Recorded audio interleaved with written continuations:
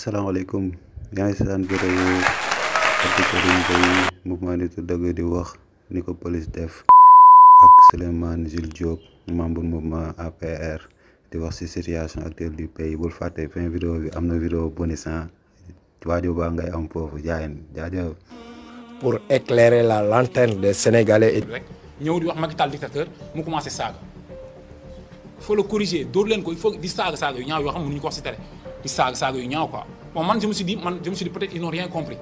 après ñu song ma dugal ma ci oto bi di rey seen bopp moom lui-même moo njëkk jël benn casque policier di ma ko dóor si au fait j'ai senti que il a voulu me blesser quoi bon après ñu jël ñu yóbbu ñu ils nous ont emmené police centrale bi ñu yeggee police centrale j'ai vu que ni bëgguñu fa téye aussi ils nous ont tout juste enregistré quoi la ñu suñu tur suñu sant après ñu jël def ñu ci ay affaire bi manœuvre la war a torture camp Abdou Diassé da ngay def ndànk rek pour explication yegg camp Abdou Diassé le même commissaire Serigne Faye dañu yegg si rek ñu commencé on était menottés on était tous menottés ñëpp dañu menotté woon ñu commencé embargo dóor leen ñu commencé ñun ñëpp dañu dóor lu am nit comme que dóor ay sàcc quoi comme si on était en fait je sais pas kenn comprendre loolu je pense que même koo xam ne criminel la sax kenn du ko dóor parce que Sénégal am na yoon tamit il s'est permis di dóor bon comme man en fait man ce qui m'a marqué mooy ñi ma àndal maa ngi gis ni ñu naan Karim dafa feebar ñoom ñëpp ñu ngi daw tëdd sama kaw pour bañ dóor yi laal ma quoi Bayna ak Fallou Mbaye Thierno ñoom ñëpp ñu ngi tëdd sama kaw quoi ak Ousmane Sarr mais après ñoom man j'avais pas compris gis naa ne ñu ngi dóor di dóor man dóor yi laalu ma quoi parce que ñoom ñu ngi tëdd sama kaw policier yëpp a ngi dóor moom aussi bi ñu paree bi nga xam dóor na ba ñu siggi mu ne c'est bon bu ñu siggee mu ne ma noo tudd ma Serigne Faye le commissaire lui-même maanaam Karim Gueye la commencé nag di ma dóor sëñ bi doo leeral jël engagement wu moom il a pris l'engagement moom de gérer quoi moom moo gérer dóor yi quoi bon au fait def na li muy def quoi def ñu mënute xam nga ko mënute je pense mayoo ko sax mu pare li ngay dóor quoi dóor na dóor def lu ko neex man j'ai cru que man sama collègue sax dafa dam parce que tellement il a mis toutes ses forces ci dóor yi mënoon dóor la wax ni complot loolu dana waar rek nañ ko topp nag face à ces commissaires là n'est-ce pas attention fédéral gars yi déglu leen situation bi fi am ba tey complot la état nag bu demee ba ay complot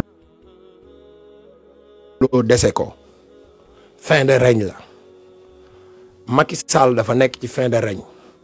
may wax encore que ni bokkuma Pastef bokkuma réew mi bokkuma PDS bokkuma feneen APR la bokk di membre authentique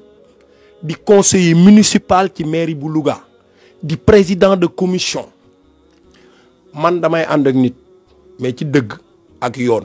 du ma ànd ak nit ba bu nee xonq na ma ni curru weex na ma ni tàll ñuul na ma ni kukk parce que ki ma àndal faluma mais man maa ko fal kon bu wax dëgg jotee dañuy wax Macky Sall faluma defaluma ñaari dërëm ay mbokkam la defal ak ay mbokki jabaram ak ay alpulaar te man damaa bokk ci ñi ko faloon gone yi ko toppoon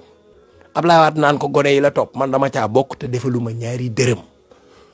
jóguma APR nag gedduma bàyyiwuma ci laay des di wax li may wax di def li may def nguur nag boo demee président de la république boo demee ba booy déplacé wu ànd ak ay nervi ñuy def lu leen neex c'est parce que fin de règne nga nekk yow lu waroo xaar ñu la koy wax xam nga ko ba ngay ñëw réew mi foo taxaw juróomi minute ba nga jotegulee réew mi day mel na àdduna buy tukki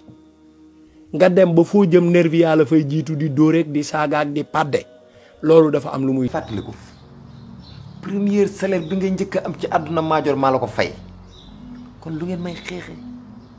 man su ma amee ngeen am su mbokk amee mbokk am waaye ku xeex mbokk xeex nga sa bopp lépp sama yaay la sama yaay moom moo yàkkamti rek bëgg ma tekki lépp moom la